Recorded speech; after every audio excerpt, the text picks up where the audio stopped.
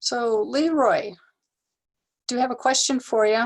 And since you're the berry guy, the raspberries, how are your raspberries doing? How did they survive how do you think they're going to survive this storm, this cold snap? Catherine, I don't know. I kind of think if we stay in that 30, 32, we might, with the snow cover on them, we might squeak by. Right now we're setting at, according to our thermometer, 38. And they've got snow cover on them. But the way it's going, Catherine, this year, I think I'm like a whole lot of folks who won't mind seeing 2020 march out the window. You know, with record, we just started getting berries to, you know, of any amount, probably 3.5 weeks ago. We should have been picking the middle of July. And so, you know, we had a really good blackberry crop started and they all just dried up on the cane. And so Wow. it's been frustrating. And we didn't get any black raspberries, no purple raspberries. It's just been tough. I mean, it's been a tough year. Do you have any of are you growing any of the yellow? Yeah, we do. We've Raspberries? got some of the ands, and the rose stem girdler seems to, not that it killed the plant, but it just seemed like we had more die out on them. And then I've got some Cascade, which I think we might have got 30 or 40 of those 2 years ago. We had a tremendous crop of them. So I don't know, it's just been frustrating. You know, we've been dealing with, now that we know what it is, the rose stem girdler for 2 years. I think we maybe got a handle on that one. And just, you know, it was a brutal summer. Just, yeah. So Catherine, I think if we stay right in that 30, 32, I think we'll be okay. But if it drops down like they were talking in the mid-20s, we're done. So then Yeah, I get paint fences or whatever. That really worries me too. Yep. Yeah, paint fences. Yeah, and I don't know how much snow we actually got because it melted, but I honestly know, I'd say probably 3-4 inches would be my guess, but a lot of moisture in it, which we needed the moisture. Oh yeah, definitely. Droughts are scary, very scary things. So is there a host for the rose stem girdler? It is a boar. It's a boar. Okay. And what we're using on that one, and I'm going to visit with Scott some more, using the Utah State fact sheet that came out in 2015. That seems to be some pretty good guidance. Start spraying towards the end of May, and then I sprayed up into June. And we lost some, but nothing like we did the 2 years before. Another guy here in town, we've actually given him several starts, and he started spraying a little earlier than I did, and he didn't lose hardly any plants at all this year. So I think timing is the key on the chemical application. And there's no biological control that I can find. Okay, what are you using? Carbaryl, and then the new formulation of Savin. Malathion just doesn't give that long of a residual, but the Carbaryl and the new formulation of Savin seemed to work pretty well. Plus it knocked down the grasshoppers, which we were dealing with.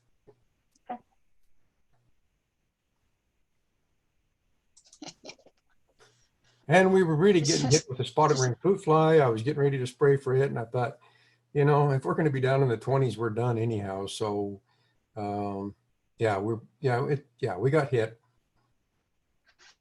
So are there any cultural practices you can do with your raspberries to kind of help mitigate some of this? I mean, you know, I talk to my students about sanitation and cleaning up.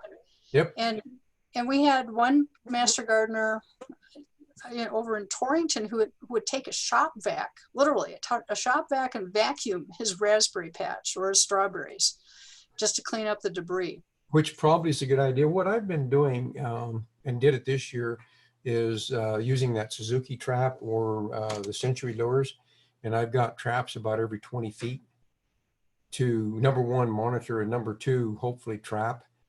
So really heavy trapping is the other tool that I'm using before I resort to spray.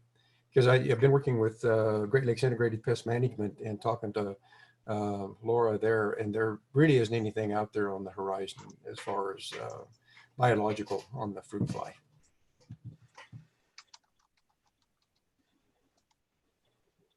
Yeah, it just seems like it's just been a tough couple of years, but this year just really is a huge whammy. So while we're waiting for Kathy Shreve to join us, I'm just gonna quick share my screen and show you what LeRoy is talking about as far as the rose stem girdler, so you guys know what to look for. And I know you were thinking this was going to be a program on planting spring bulbs, and a little off topic, but it's all good, right? We're all gardeners. We need to learn. So let's see. Here we go. You guys see this? See the screen? LeRoy, can you see my screen? Okay. So this is what the rose stem girdler looks like. It's just a little kind of innocuous, little tiny, very tiny beetle. And the top, about the third one over on the very top is typically what you see. And if you happen to cut it open, they didn't from the ground up here. They actually did 6 sessions that day they were here. And that is what you see. The stem will turn red, and then it'll just tip over. I mean, it girdles it, and that from there on up is dead. So sanitation. So can you see the new screen now with there's where it turned red. This is open. This looks like egg cases. And then this is the beetle inside the stem and the girdling it causes. So it is pretty darn devastating. Yep, I think that's a really good example of what you could expect to see, that breakage in your raspberry patch. There's some wilt. That's another real good indicator. Yep. Okay, I'm going to stop sharing my screen now. And last year and the year before, we probably lost 50% of our cane or better to that. I thought it was cane blight, which the symptoms look the same. The results are the same. But yeah, we had tremendous loss 2 years. This year was just the heat and everything else. But yeah, it's a devastating little bug. Yeah, it's the little tiny things that are getting us. It's not big things. It's little tiny things that we can hardly see. Yeah. And I actually have cut some of the canes open. Ironically, when Donna was here doing from the ground up, she cut one open and found the larva in the cane, and I found some of the boreholes where they were getting in. So thank God for Scott, because he's the one that diagnosed the problem for us. So down here, just to let you know what to expect, hopefully, because I see it up at Glendo, up at the Glendo area. But it's a twig beetle. It's a pine twig beetle now. And I'm seeing a lot of that down here. Found some, cut some twigs open, found some tiny little things, tiny little beetles. But I haven't been up that way. I did talk to a guy from up there around Glendo, and he was concerned about it, that and the stress of the drought. Yep. So it's a combination of this pine twig beetle and fungus, needle fungus. So there's 2 things hitting the pines right now. And just up at Kurt Gowdy, they're really concerned about that. And rightfully so. If Pole Mountain up there catches on fire, that's scary.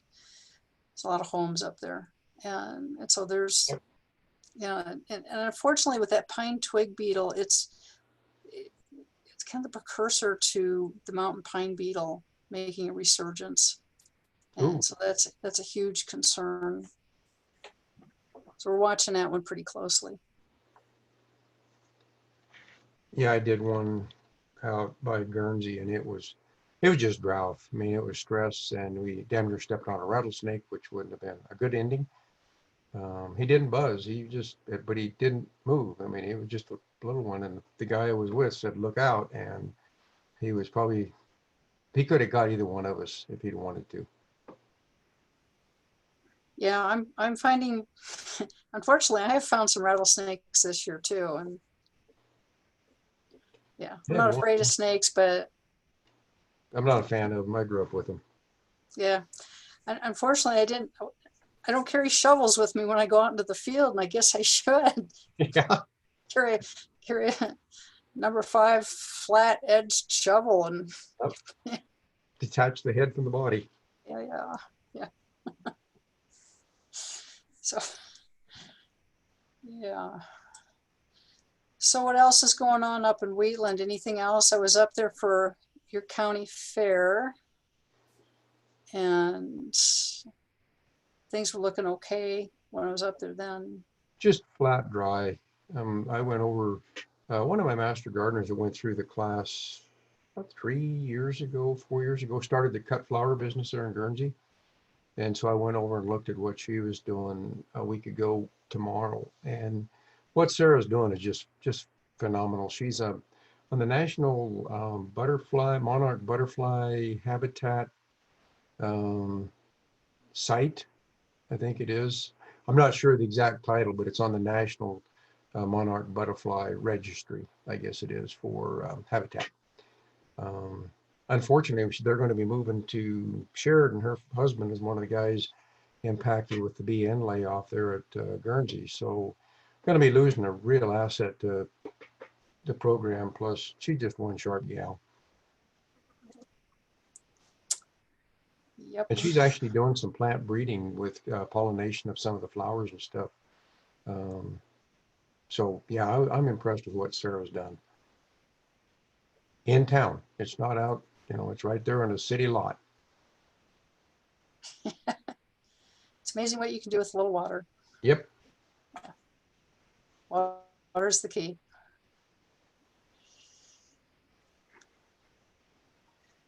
Well, we're still waiting for Kathy to join us, and hopefully she can isn't having problems. Yeah, I know I've got one of my master gardeners on. I do see her name up there. She better put her hours down too. I'm sure she's listening. Yeah, even time just spent listening to LeRoy and I talk, that counts, because you're learning something about the rose stem girdler and pine trees. Pot ring fruit fly and yeah. I mean, you're still learning something. So all this time counts. And we've actually had some of our master gardeners folk here set in on some of these really good sessions. So I appreciate you doing that for us. Oh yeah, what's fun. I enjoy doing this. I learn a lot. I still learn a lot. And Kathy's joining us right now, so we can get our bulb program going. And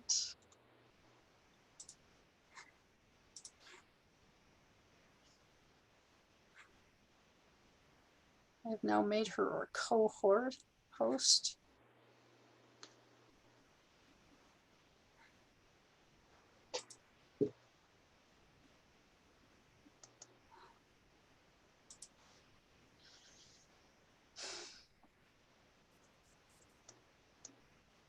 So LeRoy, what other little berry plants have you started to, are you doing anything with strawberries? No, when Jeff and Diane were doing Wind Harvest Farms, I told Jeff, not that we were competing, but that I wouldn't compete with him on the strawberries. And realistically, and I've told several of the folks when we do these specialty crop workshops, there is a need for some buddies to be raising strawberries in this area, not just Wheatland, but Goshen County, Platte, Laramie, even Albany. Chris was doing it with the high tunnel. There is a market for the berries. It's a hell of a lot of work, but there's a market for them. There really is. Fresh strawberries are a real seller. Well, Chris Hilbert has done a lot and still doing a lot of research with growing strawberries in the high tunnel. He's done it in straw bales and direct in the ground, and he's had some problems. I think his biggest problem was with mice coming in there. Yep. And well, and Rowdy Yates, who's with the High Plains Biochar, And I haven't overseen Rowdy this year, but he was doing quite a bit of work with the berries in small areas with using biochar in the berries and in other garden stuff. I was over there 2 years ago, and what he was doing was pretty impressive.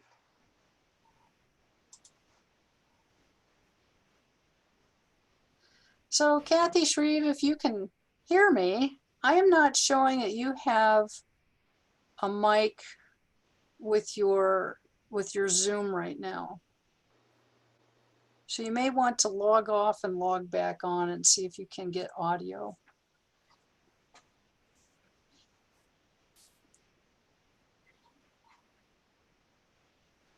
I love technology. I can't say as I do.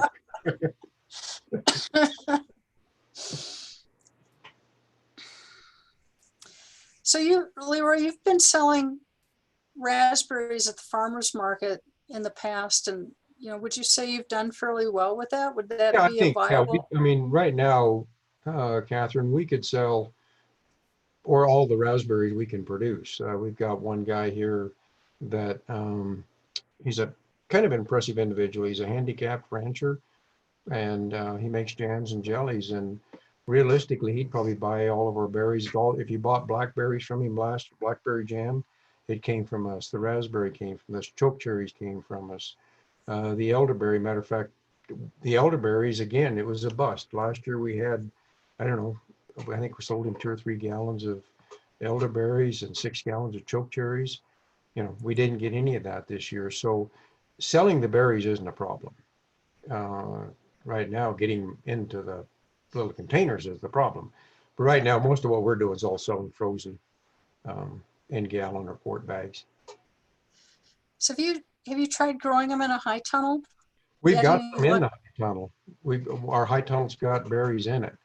It doesn't Okay. have a cover on it right now, but because the microburst took that off.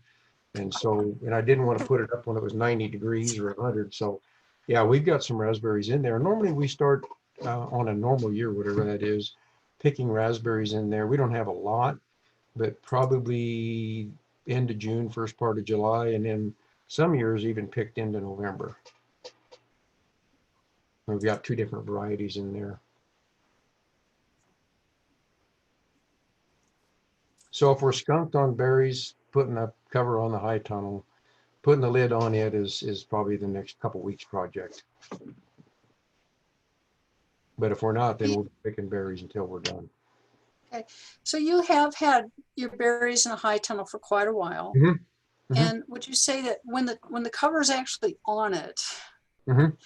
does that improve your production? Does that help? Yeah, Or is I it think it does. I think it does. I think maybe a little better quality because you don't get the wind hitting them and stuff like that. Possibly a little bit more moisture. Typically we ended up with more whitefly problem with the cover on it though. Obviously this year hasn't been a problem, but the whiteflies were toasted like everything else. But yeah, we've had a whitefly problem in the high tunnel with the berries. And I've tried some of the organic or the natural predators that I got from Arbor Corps, and that worked pretty well. I tried that for a couple of years. Okay. Okay. Do you think the white flies were brought in on the plants? Because that's just, they're just not indigenous here. So No, they have to be imported. yeah, where they come from, I have no idea, but they can cause some problems. They really can. I know that's Karen's bugaboo over there in Laramie with the high tunnels is the white fly.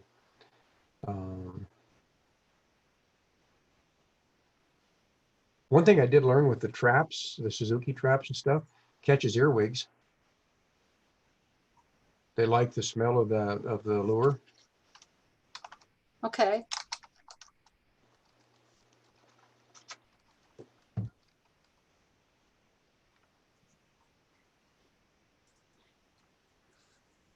I think Kathy Shreve is still having some problems with her connection because again, I'm not showing that she has audio, so she doesn't have the ability to talk to us, and I don't know if she can hear me either. So I've emailed or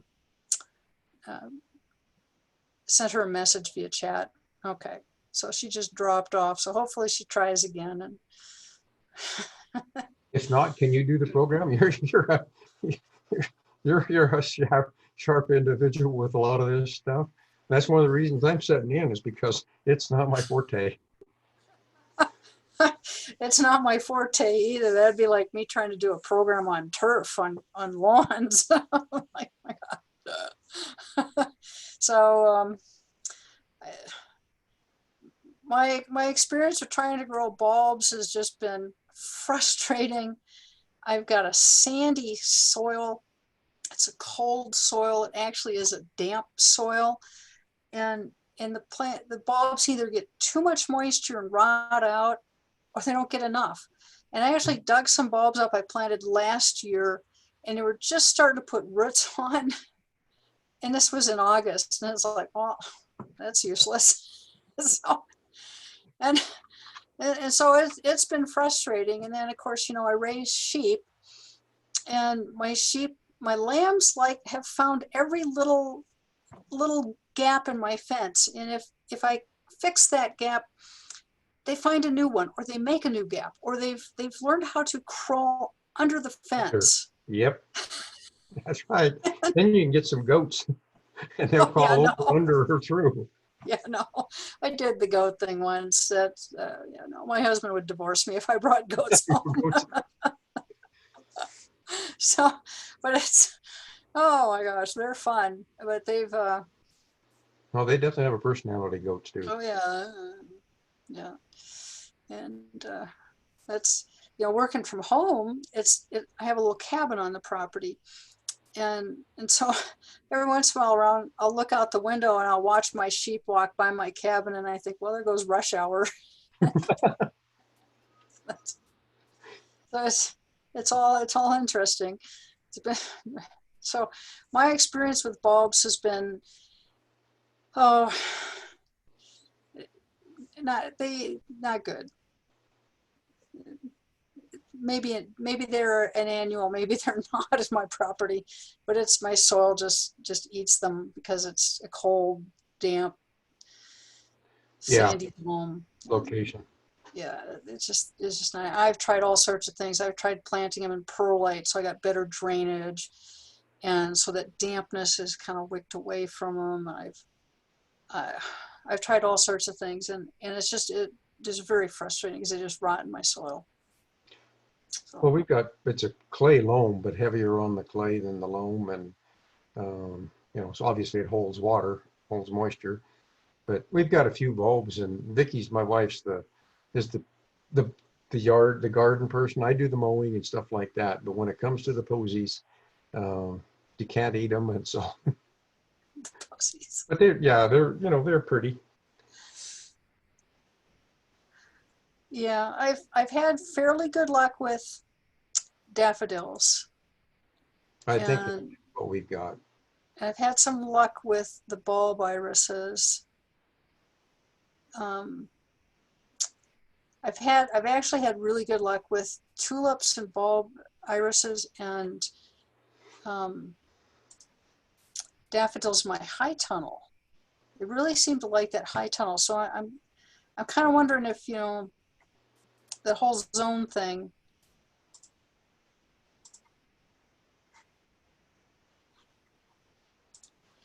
is part of my problem.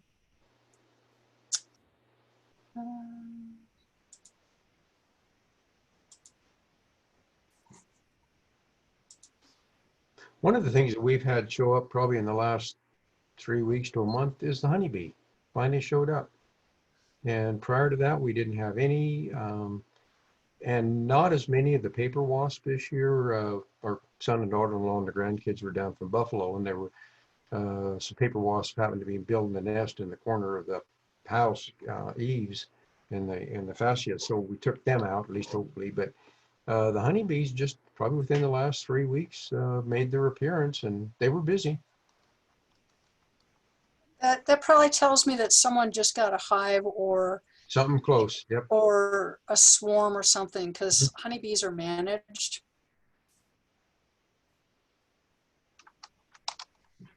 Hi. Hey, Kathy.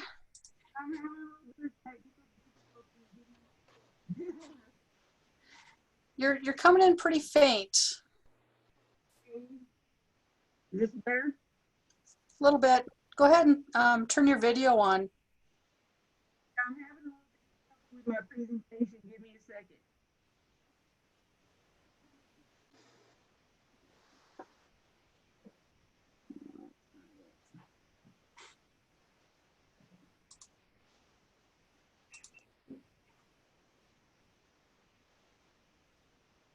Aha. There I am. Okay. Let's see if I can get the presentation to come up.